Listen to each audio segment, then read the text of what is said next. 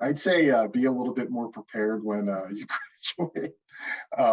But you live and learn. I think I really wouldn't have changed anything with my career, the successes, the failures, etc. I wish I had a Julio hanging around a little bit more that keep me organized and keep me on the straight and narrow. But you're gonna walk your career path, and I would just say be a hard worker, be dedicated. Doesn't mean that you can't go out and have fun and socialize and party and whatever else, but work hard and make a career a priority. Don't put it second or third. Spend a lot of time on it. I luckily did that, and I think it really paid dividends. I mentioned this at the beginning of the meeting, but like I said, there's no one straight path to getting to where you go. In my almost 14 years with UBS, I've had 7 or 8 different job titles that kind of every time I turned, there was just an opportunity that didn't necessarily come from me kind of searching the job board, but it was by prioritizing relationships that I was building with people throughout the course of my career, that when something came up or something that they had seen me do that they think could be applicable to a role that they were hiring for, or something that they had heard was coming open that they thought I'd be a great fit for, I was their first phone call. And so really fostering relationships, I think, is really important at any stage of where you are in your life, but particularly in navigating your career, because there's a number of people that I can call today as sponsors, mentors that either I could have worked with day one in my career, and we've never really crossed paths professionally again, but I've kept a close personal relationship that I've gone to for advice as I've made decisions along the way. So prioritizing relationships, I think, is really, really important. Like I said, is while you're navigating your career, and just trust your gut.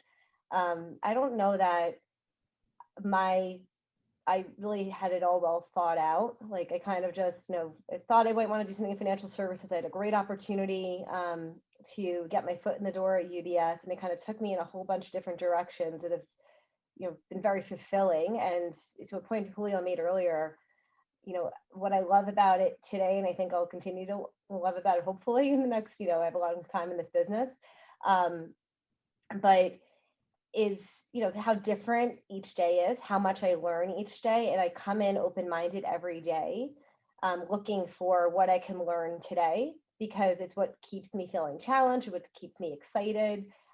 You're at work way more than you're ever home, right? I have 2 little kids under 3, and my husband went to Syracuse too, so we've been together for a long time, that I'd love to be able to spend more time with, but it's the reality of life, right? I spend a lot more time here, and so you have to really find ways to enjoy what you're doing, but prioritizing the relationships, trusting your gut, and making decisions along the way because it's typically right, and making sure that you can find fun in the day and ways to continue to learn.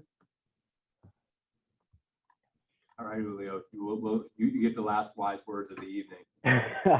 Hey, I don't have the experience that Charlie and I have in the industry. I'm honestly here learning as well. I only have a few months in the job. I graduated a few months ago, but one thing that I'll say, man, listen, I know those 4 years at Syracuse, I probably would never trade it for nothing in the world. I had a great time there. I wouldn't change at all differently. One thing that I'll tell you, build a network. I can literally name you like all of my friends that I met through involvements or classes, group projects. To this day, I'm really tight with them. I can literally name you. They all work in New York City, all over the country, and those are the people you can always rely on. There's friends that sometimes I'll tell you, hey, it's a job opening. We already have it in. It's a great job to have those relationships. Yeah, you could always have fun. Charlie mentioned I used to have a lot of fun at Syracuse, but I knew when it was time to work, I'll stay focused and plan out. One thing is as well, listen, there's gonna be times where you're gonna be hearing people. I see this with the LinkedIn post. People gonna be celebrating their jobs, the internship, and you're gonna feel like, hey, I feel behind because I don't have a job, I don't have an internship. don't compare yourself to those people. And the reason why I say that is because everyone else have different interests. You don't know what they interest. You are, you have a completely different goal that they have. So your story do not align at all. You could often get caught up in that. So don't compare yourself to that. Have fun. And honestly, one thing that I would do differently is probably start a business if I was in college. I know Blackstone is pretty big in Syracuse, and I wish it was a little bit more developed by the time that I was there. And I actually put more time into that, but I was so involved, and it was just just college just got carried away. But keep doing what you're doing now.